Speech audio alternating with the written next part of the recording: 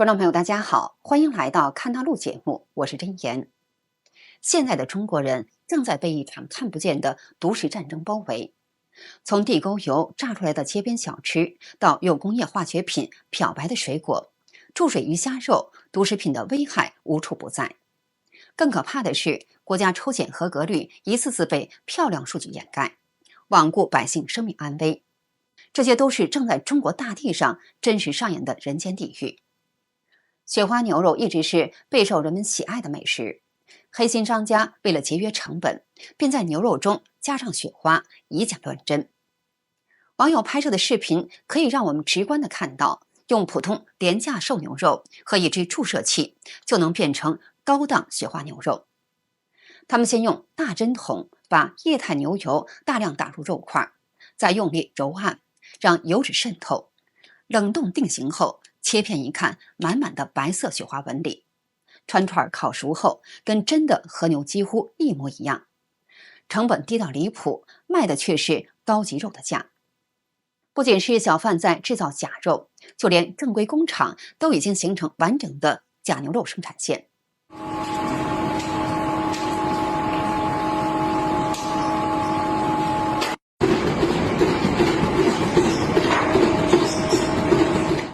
另外，鸡蛋也可以造假，是很多人没有想到的。直到看到这段视频，才知道什么叫科技与狠活。只见在一家小作坊里，几名工人正在将透明化学液体调成蛋清，而橘色的溶液则被做成了蛋黄。随后把假蛋黄注入模具后灌满假蛋清，接着将碳酸钙粉末压成蛋壳形状，最后抹上胶水密封。经过这几道工序以后，一枚完美的假鸡蛋就做好了。真鸡蛋5毛钱一个，而这种假货却可以卖2毛钱。为了以防万一，假鸡蛋还会和真鸡蛋掺在一起售卖，让人防不胜防。更不可思议的是，假鸡蛋的质地和口感跟真的一模一样。这种鸡蛋长期摄入会损害消化系统，甚至影响儿童发育。网友直呼，连最基本的鸡蛋都造假，这社会还剩下什么是真实的？还有网友发视频揭秘了黑豆的制作过程。工人把一整桶浓稠的化学蓝黑色染料直接倒进装满普通浅色豆子的工业搅拌机里，机器高速旋转，蒸汽直冒，短短几秒钟，普通豆子就被染得乌黑发亮。人造大米也已经发展成了成熟的产业链，每天机器开足马力就能生产大量大米，而真正种在地里的大米却需要长达半年生长期。这些机器生产出来的大米添加各种添加剂后，色泽光鲜，圆润饱满，然而吃进老百姓肚子里却会造成各种巨大的健康问题，这与下毒无异。另外，连包饺子的饺子皮都要加入改良剂。有网友拍视频披露，他3天前买到的饺子皮不光没变干起皮，而且还很新鲜柔软，这是为什么呢？我们平时包饺子、馄饨用到的面皮儿，为了防止粘连，一面会撒上生粉，但我买到的这个面皮儿两面光滑，没有生粉，而且不粘连。一般人肯定想不到这是为什么吧？我来告诉你啊，你可以去各大购物平台搜索饺子皮改良剂，你就知道原因了。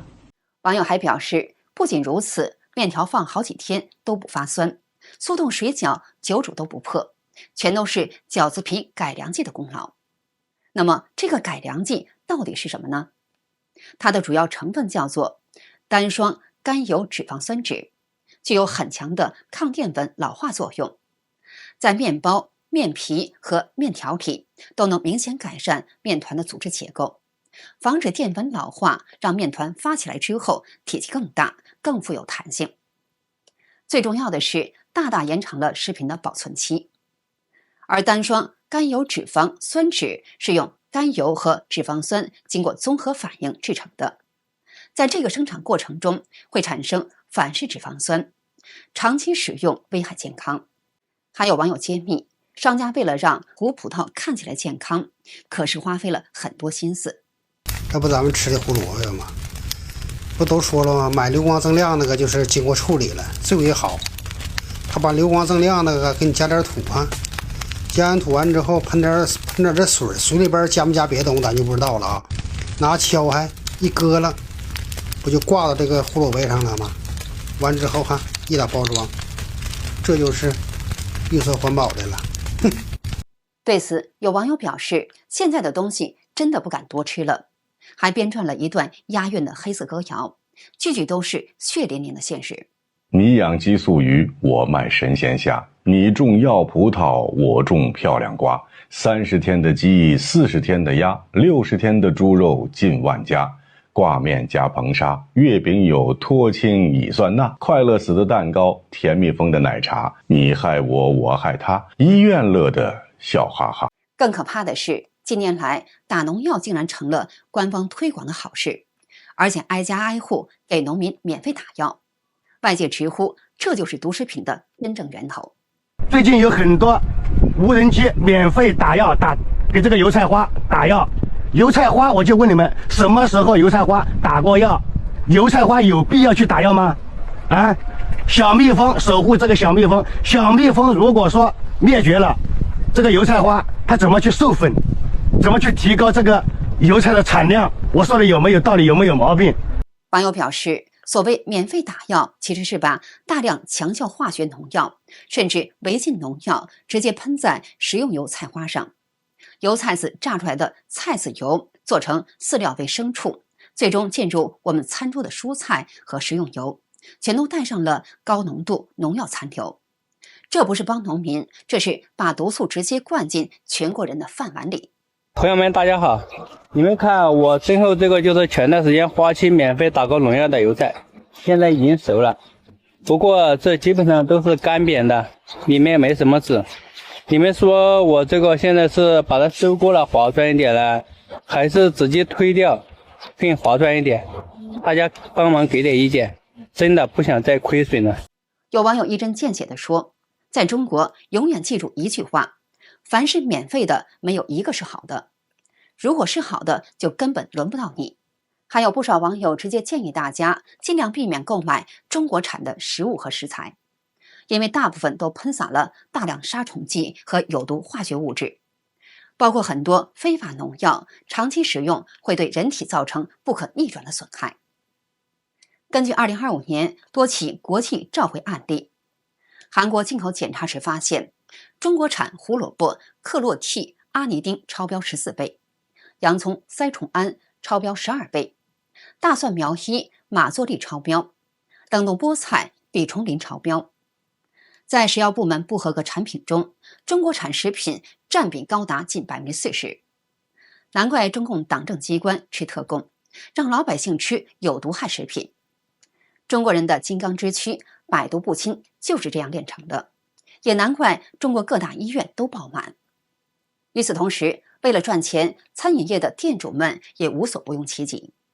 南京一家网红店生意火爆，因每天洗小龙虾不仅慢，还费时费力，随时就用工业化学品草酸代替，又名洗虾粉。如视频所示，工人装满一筐水，直接倒了3瓶草酸进去，不仅顺便洗了一下水筐，还舀了一些清洗污水桶，随后就把小龙虾给放了进去。中途龙虾剧烈挣扎几分钟的时间，清水就变成污水，小龙虾却干净透亮。这边刚清洗完，厨房就过来拿去加工。要知道，草酸是一种强力清洁剂，常用于清洁厕所和浴室。摄入草酸可能导致肾脏永久性损伤，甚至死亡。此外，虾、蟹、贝类等水产品中常过量使用亚硫酸钠等漂白剂和保鲜剂，以及抗生素、杀菌剂等。另外，前阵子浙江丽水的事也闹大了。一位女士去景区玩，半路闹肚子，急着找厕所，结果推开门的一刹那，整个人都傻了。厕所味道大也就算了，地上密密麻麻铺满了村民晾的茶叶。当地官方的回应竟然只是轻描淡写的一句已经劝阻了。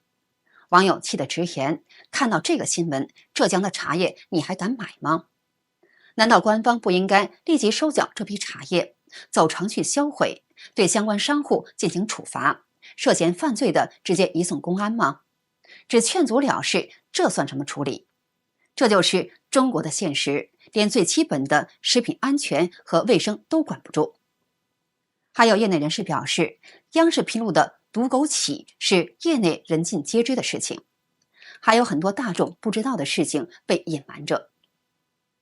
大家欣赏一下什么叫法无禁止即可为。去年药厂抽检不合格品种，炒酸枣仁排第1，我都怕你说我胡说，给你贴张图。为什么有的药店敢明目张胆卖假酸枣仁？因为后边有药厂。单身都知道山东的好，对吧？其他产地染上色一样当山东的卖，10几年药商看了都打眼。你如果以为常用的就安全点，那有的五味子为啥颜色好看？用油泡的能不鲜亮吗？9蒸9拆的熟地，用洋姜拌上地黄油混进去，你化验出来都是地黄成分。最头疼的就是这个柴胡，人家是根部入药，那掺点地上净，谁能挑出来？这龙骨都这么贵了，还得给你掺增重粉，谁敢验收这东西，我都佩服他。再说点你不敢信的，骑蛇、扒皮换蛇身，想验证你都得上 DNA， 你甚至可以搜一下药品抽检不合格这几个字儿，2、3天出一条新闻已经不足为奇了。还有很多你想不到的，像燕窝的溯源码、人参的证书。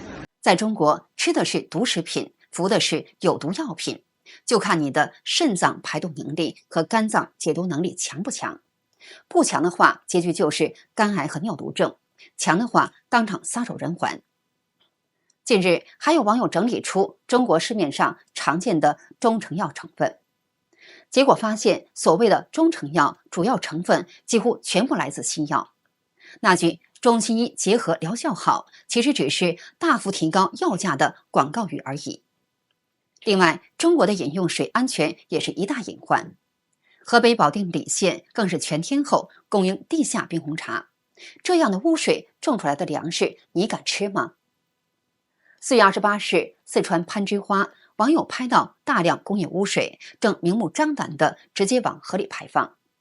有女大学生演示学校的自来水有多脏，新换的滤芯几十秒就变成深咖啡色。